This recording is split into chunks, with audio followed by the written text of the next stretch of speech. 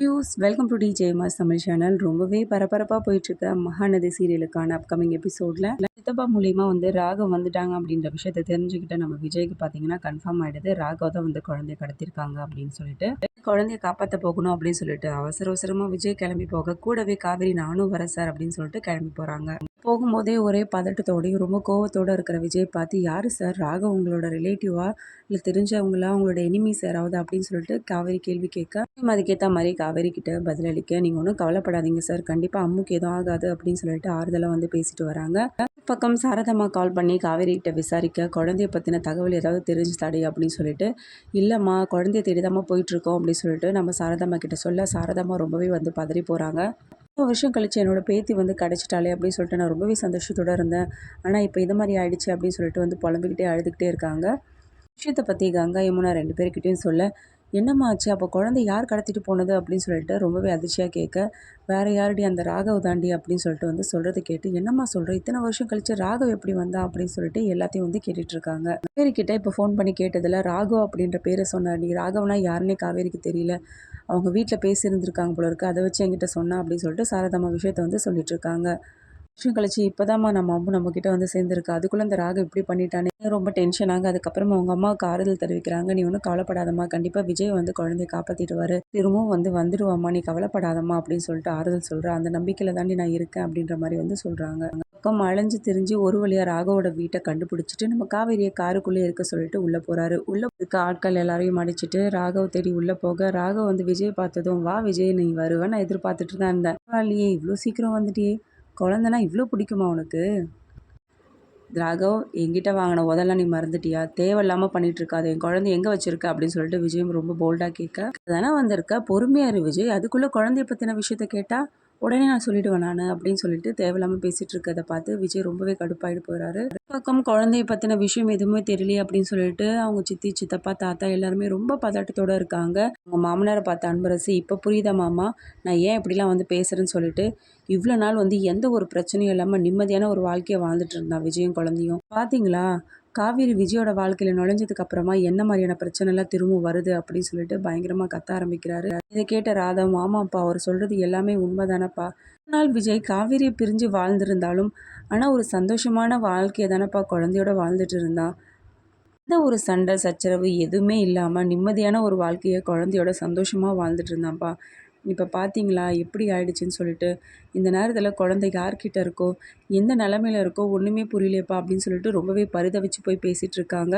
கேட்ட தாத்தாவும் பார்த்தீங்கன்னா பதில் பேச முடியாமல் அமைதியாகவே நின்றுட்டுருக்காரு. இப்படி சொல்கிறேன்னு சொல்லிட்டு தப்பாக எடுத்துக்காதீங்க மாமா, விஜயோட வாழ்க்கையில் அந்த காவேரியே வேண்டாம், அதனால தான் காவேரிக்கு பழைய ஞாபகங்கள் எல்லாமே மறந்து போகிற மாதிரி ஒரு சூழ்நிலை ஏற்படுத்தி கொடுத்துருக்காரு, அது நமக்கு சாதகமாக அமைஞ்சிருக்கு, அதை விட்டுட்டு திரும்ப இந்த விஜய் எதுக்காக அந்த காவேரி பின்னாடி போயிட்டுருக்கான்னு சொல்லிட்டு புரியலையே அப்படின்ற மாதிரி புலம்பிட்டு இருக்காங்க.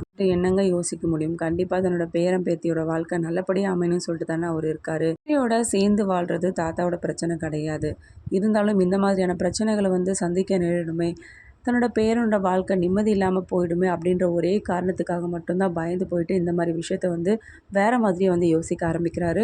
பக்கம் ராக உள்ள போன விஜய் கிட்ட தேவையில்லாமல் பேசி வாக்குவாதத்தை தொடங்குறாரு. வேற இவ்வளோ நேரமாகி ஆளை காணுமே, வேற ஏதாவது பெரியதா பிரச்சனை ஏற்பட்டிருக்குமோ, இதுக்கு ஏதாவது ஆபத்து ஏற்பட்டிருக்குமோ, அதனால தான் இவ்வளோ நேரம் ஆகியும் வரலையோ அப்படின்ற பதட்டத்தோட பரிதவிச்சு போகிற நம்ம காவேரி திடீர்னு போலீஸ்க்கு கால் பண்ணி தகவலை சொல்கிறாங்க, இந்த இடத்துக்கு வந்துடுங்க அப்படின்னு சொல்லிட்டு. இடத்துல வாக்குவாதம் அதிகமாகி கைகலப்பு ஏற்படுற தருணத்தில் போலீஸ் அந்த இடத்துல நிற்கிறாங்க. ராகவ் நீ குழந்தைய கடத்துறியாடா அப்படின்னு சொல்லிட்டு என்ன பண்ணுறாங்க, பிடிச்சி கூட்டிகிட்டு போகிறாங்க. எங்கே இருக்க அப்படின்னு சொல்லிட்டு குழந்தைய தேடி அலைஞ்சு குழந்தைய கண்டுபிடிச்சி எப்படியும் ரொம்பவே கண்கலங்கத்தோடு அப்படியே கூட்டிகிட்டு வராரு. குழந்தைய பார்த்து சந்தோஷப்பட்டாலும் காவேரி அம்முக்கு என்னாச்சு அப்படின்னு சொல்லிட்டு பதட்டத்தோட குழந்தைய வாங்குறாங்க.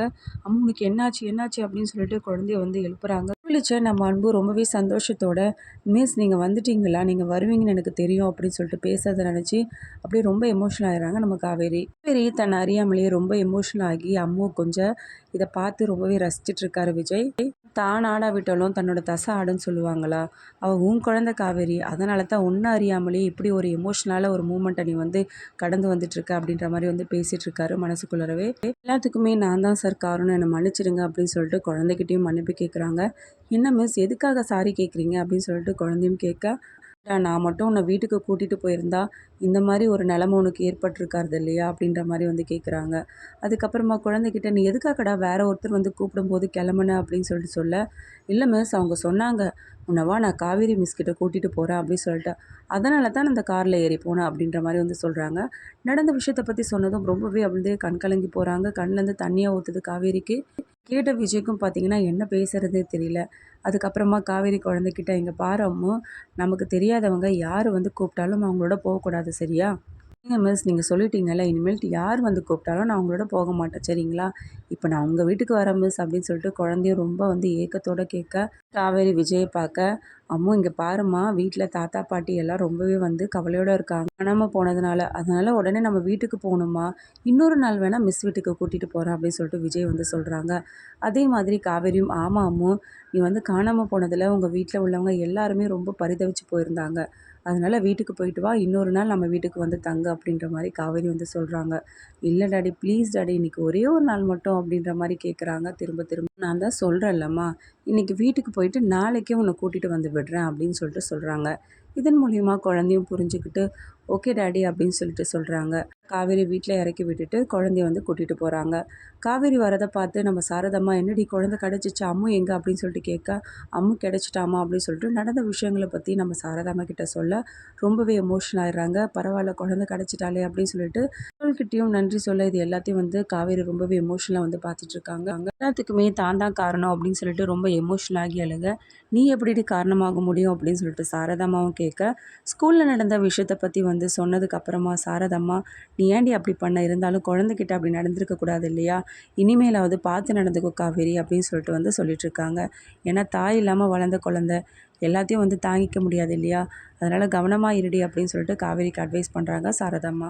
கூட்டிகிட்டு போன விஜய் பார்த்ததும் ரொம்ப சந்தோஷப்படுறாங்க. தாத்தா பாட்டி எல்லாம் கொஞ்சம் ஆரம்பிக்கிறாங்க. உனக்கு ஒன்றும் ஆகலையே காவேரி அப்படின்னு சொல்லிட்டு இந்த விஷயங்களை பற்றி சொன்னதும் அவங்களால தாங்கிக்கவே முடியல. சரி விஜய் நீ குழந்தைய மேலே கூட்டிகிட்டு போ அப்படின்னு சொல்லிட்டு சொல்கிறாங்க. இனிமேலாவது புரிஞ்சுக்கோங்கப்பா, விஜயோட வாழ்க்கையில் காவேரி வேண்டவே வேண்டாம் அப்படின்னு சொல்லிட்டு அவங்க சித்தி சொல்ல தாத்தா வந்து அமைதியாகவே இருக்கார். பார்த்தீங்கன்னா காவேரி சொன்னதன் மூலியமாக திரும்ப வந்து கேட்க ஆரம்பிக்கிறாங்க. நீங்கள் தானே டாடி சொன்னீங்க நாளைக்கு வந்து மிஸ் வீட்டுக்கு கூட்டிகிட்டு போகிறோம் அப்படின்னு சொல்லிட்டு, என்னை கூட்டிகிட்டு போங்க டாடி, அங்கே போகணும் போல் இருக்குது எனக்கு அப்படின்னு சொல்லிட்டு குழந்தை சொல்கிறத கேட்டு குழந்தைய அங்கே கூட்டிகிட்டு போகிறத பார்த்து இங்கே வந்து அவங்க சித்தி சித்தப்பா 2 பேருமே வந்து கேள்வி மேலே கேள்வி கேட்க ஆரம்பிக்கிறாங்க. எங்கப்பா கூட்டிகிட்டு போகிற காவேரி அப்படின்னு சொல்லிட்டு. காவேரி வீட்டுக்கு அப்படின்னு சொன்னதை கேட்டு பயங்கரமாக டென்ஷன் ஆக, என்ன விஜய் பட்டதெல்லாம் போதாதா, இப்போ தானே குழந்தை நல்லபடியாக வீட்டுக்கு வந்திருக்கா, இதுக்குள்ளே திரும்ப அங்கே போகணுமா, இது நாள் வரைக்கும் குழந்தையோட சந்தோஷமாக இருந்த நீ இப்போ அந்த காவேரி எப்போ உன் வாழ்க்கையில் நுழைஞ்சாலும் அதுலேருந்து பிரச்சனை ஆரம்பமாயிடுச்சு விஜய், தயவு செய்து நாங்கள் சொல்கிறத கேளு அப்படின்னு சொல்லிட்டு அன்பரசு அவர் பதிலுக்கு வந்து பேச ஆரம்பிக்கிறாரு. தயவு செய்து இந்த விஷயத்தில் நீங்கள் தலையிடாதுங்க, என்னோட வாழ்க்கையை பார்த்துக்க எனக்கு தெரியும், காரில் போயிட்டு உட்காருமா அம்மு அப்படின்னு சொல்லிட்டு சொல்லி அனுப்பிட்டு இங்கே வந்து பேச ஆரம்பிக்கிறாங்க. நான் தான் வந்து அம்மா இல்லாமல் வளர்ந்த குழந்தை, என் குழந்தையும் அப்படி இருக்க நான் ஒருபோதும் அனுமதிக்கவே மாட்டேன், அவள் தாய் பாசத்துக்காக ஏங்கிட்டு இருக்கா, அவளுக்கு இந்த சமயத்தில் அந்த அன்பு கிடைச்சாகணும் அப்படின்னு சொல்லிட்டு விஜயம் சொல்ல, அதுக்காக அந்த பசுபதி ராக திரும்ப திரும்ப பிரச்சனை பண்ணிகிட்டே இருப்பாங்க, அது நீ காவேரியோட இருக்கிற வரைக்குமே அதை வந்து நீ ஃபேஸ் பண்ணிகிட்டே இருக்க போறியா அப்படின்னு சொல்லிட்டு அன்பரசு கேட்க, குழந்தைக்கு எதுவும் ஆகாது அதை நான் பார்த்துக்கிறேன் அப்படின்னு சொல்லிட்டு என்ன பண்ணுறாரு, அதுக்கப்புறம் காரில் போயிட்டு உட்காராரு. சரிங்களா மாமா, நான் எந்த அளவுக்கு சொல்லிட்டு இருக்கேன் எதையும் கேட்காம விஜய் போயிட்டே இருக்கானே அப்படின்னு சொல்லிட்டு ரொம்பவே டென்ஷன் ஆயிடுறாரு. வந்து காவேரி வீட்டுக்கு கூட்டிகிட்டு போக ரொம்ப சந்தோஷத்தோட ஓடி போய் அப்படியே அணைச்சிக்கிறாங்க காவேரியை பார்த்து. இந்த ராகவ் சும்மா இருக்க போகிறதும் கிடையாது, இதுக்கப்புறமா வர பிரச்சனைகள்லாம் எப்படி வந்து நம்ம விஜய் வந்து எதிர்கொண்டு வாழ போகிறாரு, காவேரியோட சந்தோஷமான ஒரு வாழ்க்கையை வந்து வாழ்கிறாங்களா, இது எல்லாமே தெரிஞ்சுக்கலாங்க. அதுக்கு மறக்காம ஒரு சேனலை வந்து சப்ஸ்கிரைப் பண்ணிக்கோங்க, கூடவே இருக்க அந்த பெல் ஐக்கனும் கிளிக் பண்ணிடுங்க, அப்போ தான் நான் போகிற அடுத்தடுத்த வீடியோஸ் உங்களுக்கு நோட்டிஃபிகேஷனில் வரும். ஓகே வியூஸ், தேங்க்ஸ் ஃபார் வாட்சிங் திஸ் வீடியோ.